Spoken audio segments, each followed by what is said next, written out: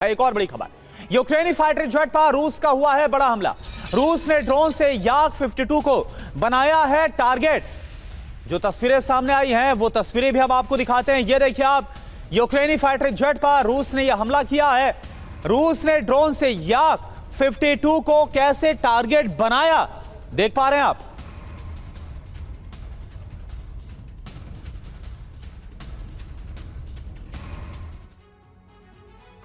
और देखिए, बातचीत की कुछ और डिटेल्स सामने आ चुकी हैं। जिनेवा में 6 घंटे तक यह त्रिपक्षीय वार्ता चली। रूस, यूक्रेन, अमेरिका, 3 पक्ष और इनके बीच बातचीत हुई। पहले दिन की वार्ता में कोई बात नहीं बन पाई। आज तीनों देशों के बीच फिर से बातचीत होगी।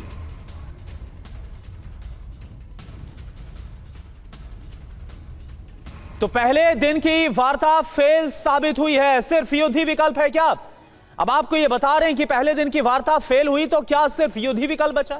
ऐसा हम क्यों बोल रहे हैं यह आपको समझाते। देखिए, जो मांगे हैं वही सब कुछ बता देंगे। एक तरफ तो रूस की मांग है। रूस क्या मांग कर रहा है कि लुहांस्क, डोनेट्स्क, खेर्सों को खाली कर दे यूक्रेन। लेकिन यूक्रेन की क्या मांग है कि बिना शर्त युद्ध विराम किया जाए। समीर, बिल्कुल, और रूस अपनी मांगों पर पूरी तरह से अड़ा हुआ है। पूरे डोनबास पर रूस का कंट्रोल हो, यह रूस चाहता है। रूस को अपना कोई हिस्सा हम नहीं सौंपेंगे, इस बात पर पूरी तरह से यूक्रेन अड़ा हुआ नजर आ रहा है और बात बन ही नहीं पा रही।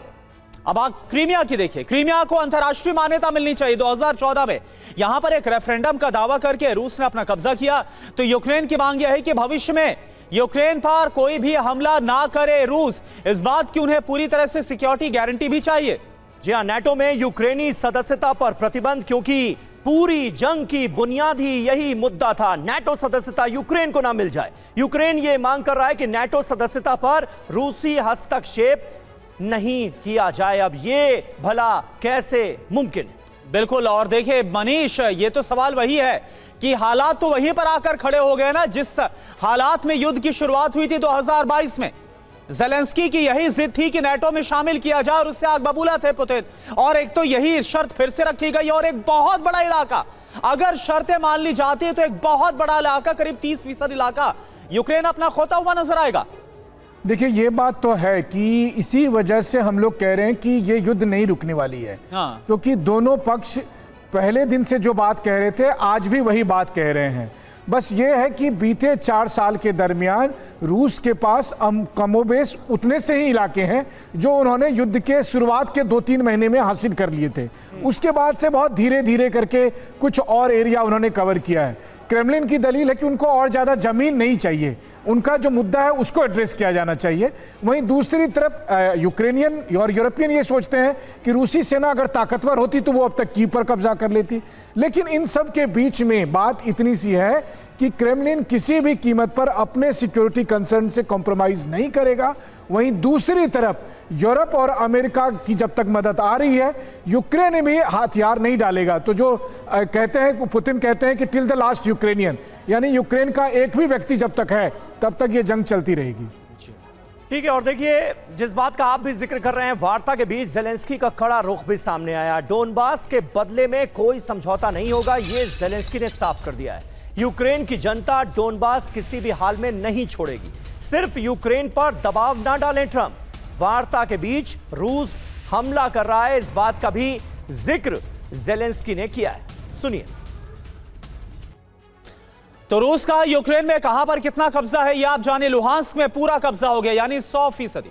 डोनेट्स्क की बात करें, यहां पर 80% इलाके पर कब्जा है। तो ज़ापोरिज़िया में 75% इलाके पर कब्जा है। समीर, जी हां, और खेरसोन में 71%। जरूरी बात, चारों प्रांतों में 100% कब्जे की तैयारी सीधे तौर पर नजर आ रही है। कोहली साहब, ये तो अपने टारगेट्स, अपने लक्ष्य की तरफ बहुत तेजी से बढ़ता हुआ नजर आ रहा है रूस। देखिए, इसमें कोई शक भी नहीं है और वो अपने टारगेट की तरफ बढ़ेगा। यूक्रेन की हालत हर तरीके से काफ़ी ख़राब है। पिछले 4 सालों में इन्होंने अपने देश का सिर्फ सत्यानाश किया है। जो एक ही अच्छा इंडस्ट्रियल कॉम्प्लेक्स होता था, फूड बास्केट बोलते थे इसको वर्ल्ड का, वो सब इन्होंने बर्बाद कर दिया है। और अभी इनकी इंटरनल सिचुएशन ख़राब है, जैसा आपने कुछ समय पहले बताया कि इनके खिलाफ ही बगावत होनी शुरू हो गई है। अब ये 2 ग्रुप बने हैं, करप्शन के चार्जेस इनके ऊपर हैं।